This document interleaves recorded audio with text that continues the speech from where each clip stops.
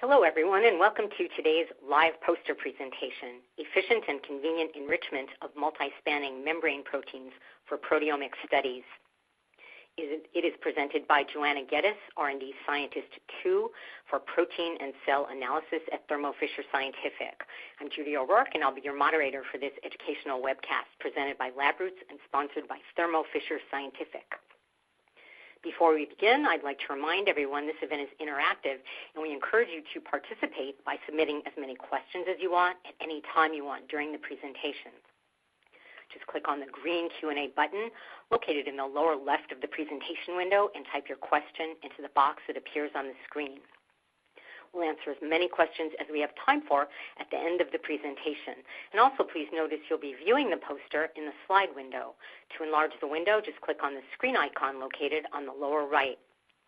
If you have trouble seeing or hearing the presentation, please click on the support button at the top right of the presentation window, or you can use the Q&A button to let us know that you're having a problem. Please join me in welcoming Joanna Geddes. Joanna has a BS in microbiology, and she has actively worked on the development, commercialization, and support of protein sample preparation and protein interaction products introduced over the past 8 years. This also includes development of products for dialysis, protein concentration, membrane protein extraction, protease and phosphatase inhibition, and immunoprecipitation. Joanna has experience in many techniques such as mass spectrometry sample prep, cell and tissue lysis, cell separation, and protein expression and extraction. I will now turn the presentation over to her. Hi, everyone. Today I'll be presenting data on a method for enrichment of multispanning membrane proteins, and this was a collaborative effort for research and development here at our Rockford site, as well as our folks that we work with at our Lithuania site. Both of the teams work together closely to develop the MEMPR+ protein extraction kit that I'm going to present today in this poster. As you know, membrane proteins are essential for cellular function, and successful extraction can prove to be difficult because these proteins can span across multiple membrane domains, making them increasingly hard to solubilize. So our strategy in development of the MEMPR+ protein extraction kit was to create the best method for membrane protein extraction. And specifically in this data, we're striving to optimize for multispanning membrane proteins. So we determined that detergent-based methods were optimal, and in this poster I'll show how sequential detergent extraction can overcome the obstacles of traditional methods, such as tedious, they're long, and a lot of times they end up with poor solubilization of the membrane proteins you're trying to look at.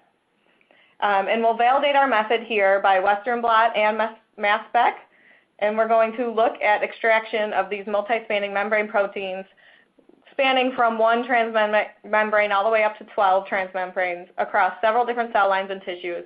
And then we're also benchmark our kit against other commercially available kits for membrane protein extraction. This is the procedure for our MEMPR+ protein extraction kit. It's a simple protocol where you start with either your cells or your tissues, and it'll give you both a cytosolic and a membrane protein fraction in under 2 hours. The buffers are compatible with IP analysis, so you can take your fractions straight with no alterations into those applications.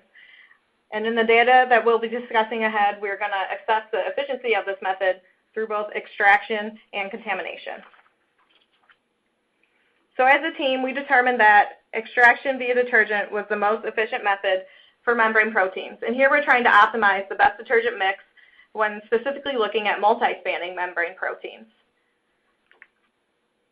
So here we just tried to make some adjustments to the solubilization buffer already provided in our MEMPR+ protein extraction kit. To set this figure up, we're looking at the cytosolic fraction represented by C, the membrane fraction represented by M, and the insoluble fraction represented by P. We're going across those 6 different varying detergent extraction methods, and we're pulling adenylate cyclase 2 out from mouse kidney. And here in the first box, you can see this is our MEMPR+ solubilization buffer. And in boxes 1 through 4, you're seeing that they're all performing exactly how we want to. Our target is in the membrane fraction with none left behind in the solid fraction or in the pellet.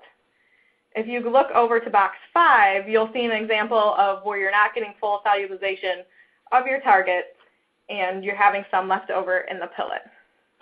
So while we're seeing excellent extraction of this protein that spans 12 transmembranes, it can vary greatly depending on the protein, because each protein, as you know, has its own set of characteristics, and you'll see that in my next set of blots. So here in this figure, we are looking at comparatively against other kits on the market that are specific for membrane protein solubilization. So we're looking at the TM-PEC kit from Millipore, and they offer 2 solubilization buffers, A and B. We're also looking at Biorad's ReadyPrep 2 kit. So Millipore's kit is a non-detergent-based method that offers those 2 solubilization buffers, and Biorad's kit is a sodium carbonate method for membrane protein extraction. What I want you guys to focus on right now is the top left blot. So we're looking at 2 different targets here across 3 different cell lines, and if you focus on the top left blot, you can see that in the MEMPR Plus sample, which is the first sample, we have our protein of interest both in the membrane fraction and in the pellet. And then if you go over to the other commercially available kits, we're seeing most of that protein not being solubilized or poorly solubilized left behind in the pellet. That trend continues down through the 2 other lysates and then over to the blots on your left-hand side, which are looking at a mitochondrial membrane protein that spans 6 transmembranes. We're seeing the same trend all the way down. So while we're showing that detergent extraction gives better efficiency than other commercially available kits, we still wanted to improve on this efficiency of our kits. So we looked at taking the solubilization buffer and altering the formulation like we did in the blots earlier. And here we're showing that actually if you take that buffer and you go from a hypotonic solution to an isotonic solution, you are able to bump up your extraction efficiency, and you're actually by a pretty good jump. So one of the challenges of looking at multispanning membrane targets through Western blot is that there are not many antibodies out there against these targets. So we wanted to address that by also looking at this data via mass spec. Now, a challenge for our mass spec is sample cleanup. So detergent is obviously how we are solubilizing these membrane proteins, and that is a big no-no for the mass spec. You don't want to run detergent on mass spec. So we're able to overcome this by performing a chloroform methanol water cleanup. And then after in-solution digestion, we analyzed on the Thermo Fisher Scientific Orbitrap Velos Pro mass spectrometer. I want to point out here that MEMPR would be representing our whole cell lysate, and MEMPR Plus and then the kit from Millipore and Biorad are representing membrane protein fractions. And you want to focus in on the integral membrane proteins identified, and you can clearly see that when comparing back to the whole cell fraction in MEMPR, that MEMPR is doing a good job of enriching for membrane proteins, and the other 2 kits are not doing so great of a job. Now to dive deeper into the same data, we focused on 8 membrane proteins, and I'm going to focus in here on calnexin. And you can see that across the x-axis we have the same setup with MEMPR representing our whole cell lysate and MEMPR Plus and the other 2 kits representing membrane fractions. And in this particular one, we're seeing nice enrichment with the MEMPR Plus membrane fractions, and the other 2 kits were unable to even solubilize this membrane protein. And we're seeing the same trend throughout the 7 other proteins that we were able to identify via mass spec.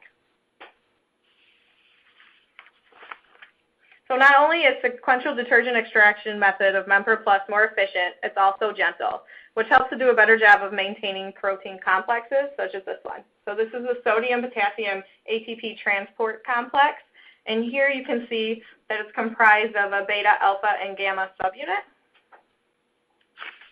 So when we immunoprecipitated for this complex, we then prepped our samples and ran them on the Orbitrap Fusion Tribred mass spectrometer.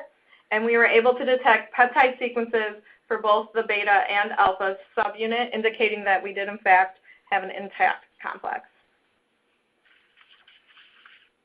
So in conclusion, the MemberPlus kit shows improved enrichment over other kits commercially available on the market, and that can even be improved upon with the addition of salt into the solubilization buffer.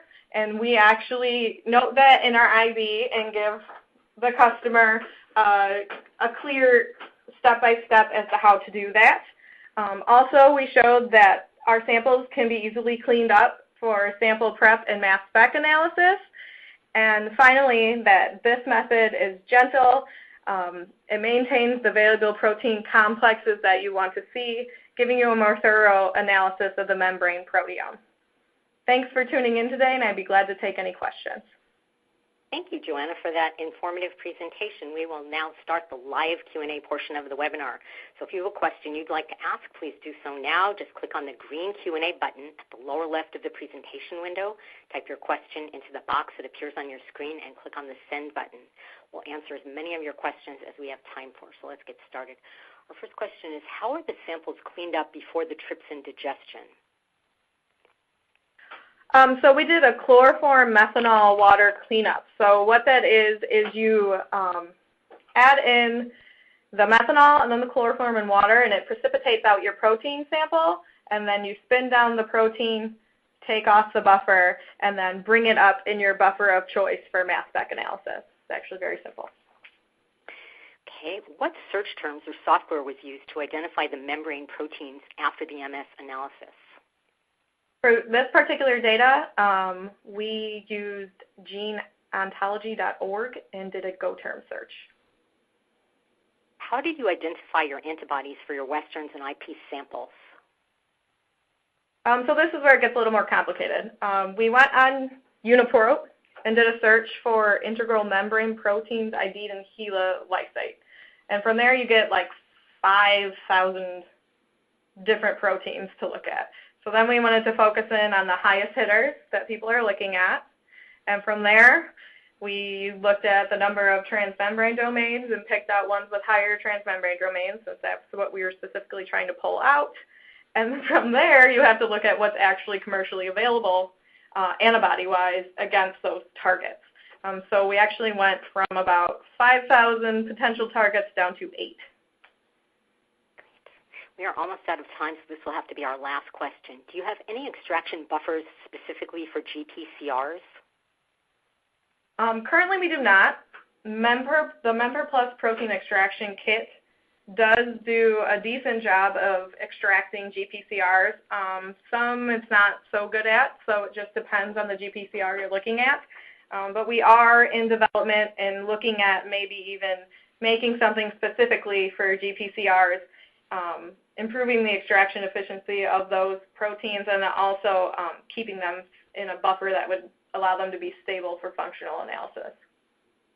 Well, I would like to once again thank Joanna Geddes for her presentation. I would also like to thank LabRoots and Thermo Fisher Scientific for making today's educational webcast possible.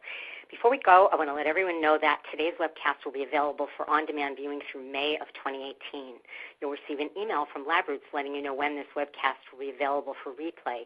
Please share that announcement with your colleagues who may have missed today's live event. That's all for now. Thank you for joining us. We hope to see you again soon. Goodbye.